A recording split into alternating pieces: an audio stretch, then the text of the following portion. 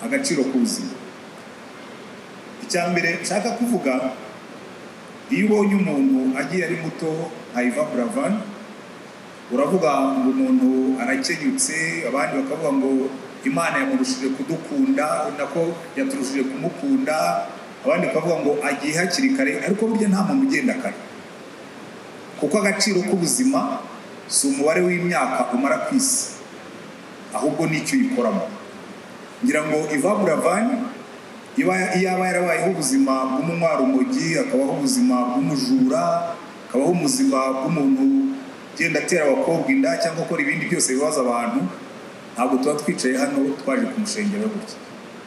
Agaciro k'ubuzima si ubwinshi bw'imyaka yawe, n'icyo ushyira mu buzima muri iyo myaka wahawe.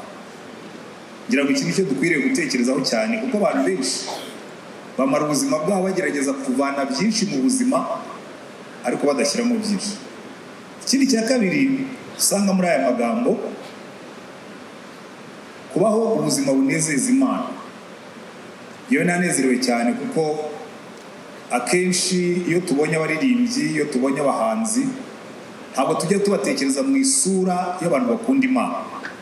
Ariko ngira ngo korali yavuyeho none aha ngaha n'andi magambo n'ubundi buhamya twagiye twumva hirya no hino, twereka yuko Buravan sheja yabivuze ngo nubwo yaririmbaga indirimbo zisanzwe, ariko n'indirimbo zisanzwe turazikenera. Dukenera kumva umuntu aririmba urukundo, kuko twese turakunda. Dukenera kumva umuntu aririmba ubutwari, kuko twese turabwifuza. Dukenera kumva n'izo ndirimbo zindi kuko bazizi, ariko cyane cyane tukagira n'umutima ukunda Imana, kuko ntabwo bivuguruzanya. Bigeze kubaza Yesu, baramubwira ngo itegeko risumba yandi ni irihe? Aravuga ngo ukundisha Imana umutima wawe wose n'ubwenge bwawe bwose n'imbaraga zawe zose. Iryo ni ryo rya mbere. Irya kabiri ngo ukunde mugenzi wawe nkawe ubwawe. Hari ibyo dukora bikanezeza Imana, ariko hari n'ibyo dukora bikanezeza bagenzi bacu. Ngira ngo n'indirimbo zisanzwe nk'izo ngizo zinezeza abantu. Ni nacyo cyatumye abantu bangana batyo bose, ari abari hanze, ari abakurikira ku mateleviziyo, ari n'abaje hano, nuko hari indirimbo zanejeje imitima yabo kandi zikagira ikintu zibungura, zikagira icyo zibubakamo. Kuko burya indirimbo ni veicule nziza y'indangagaciro nziza cyangwa mbi. Ariko nizera yuko indirimbo nyinshi Buravan cyangwa zose ndetse, kuko ngewe zonzi zose nta nimwe nakuramo ngo mvuge ngo iyi ngiyi yorekaga abantu, yabajyanaga mu bibi. Hari indangagaciro zo gukunda, zo gukundana, zo kwishima zari zirimo. Rero ni ikintu gikomeye cyane tugomba kuzirikana, ko agaciro k'ubuzima nicyo dushyiramo. Icya kabiri, agaciro k'ubuzima ni agaciro, ni Imana tugarura mu buzima bwacu, ko niba yaraduhaye ubuzima. Hanyuma icya gatatu cyo ngiye kurangirizaho, ko ku munsi nk'uyu nguyu twaba twigisha kubwiriza, baratubwiye ngo nubwiriza ku munsi nk'uyu ujye ufata iminota ingana n'iyo bahaye abandi. Kuko iyo pastor afashe mikrofone abantu babazi ko agiye kurondogora, akamara umwanya kisanzura, ariko siko bigenda.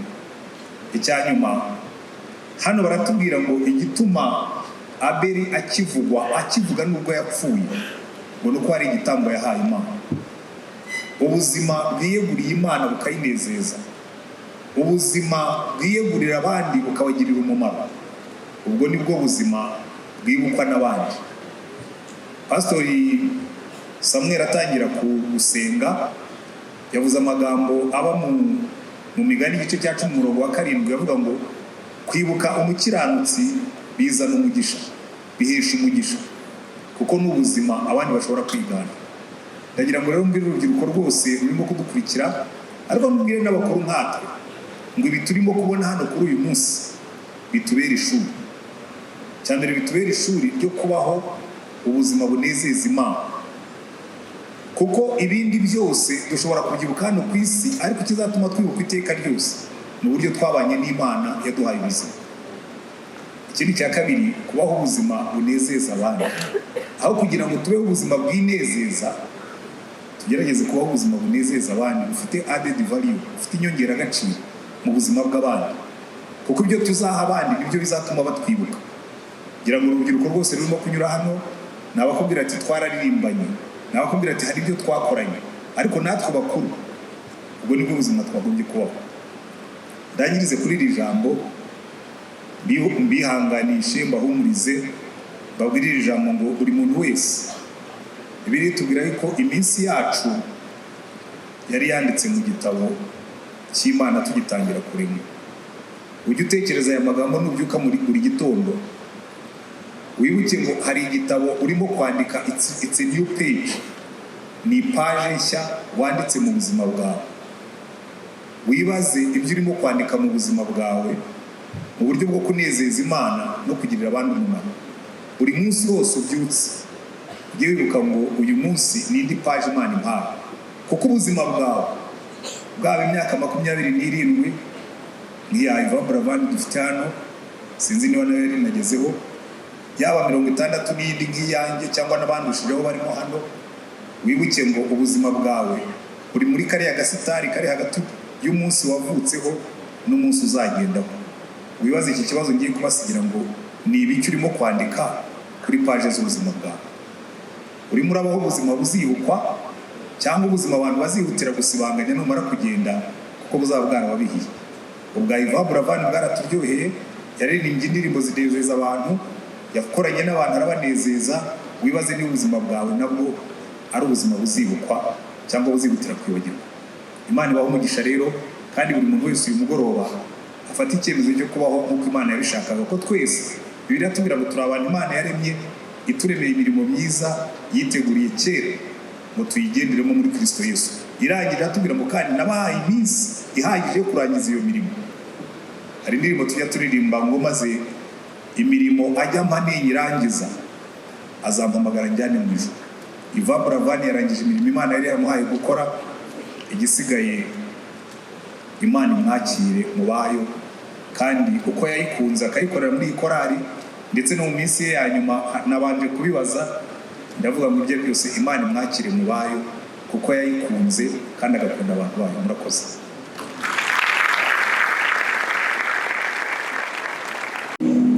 Mwiriwe neza, turabasuje, turanezerewe kuba hano ku munsi nk'uyu waiva, kandi turashima Imana ku buzima bwe ko Imana yabanye nawe mu buzima bwe bwiza kuri uyu munsi wa nyuma. Iva yabaye inshuti nziza, yabaye umuvandimwe mwiza, kandi yabaye n'umuhanzi mwiza. Turano rero kwishimira intsinzi y'ubuzima bwe, kandi Imana ikomeze kuvuga ndashira, ndetse tubone no gukomeza inshuti n'abavandimwe, abantu bose babanye na Iva.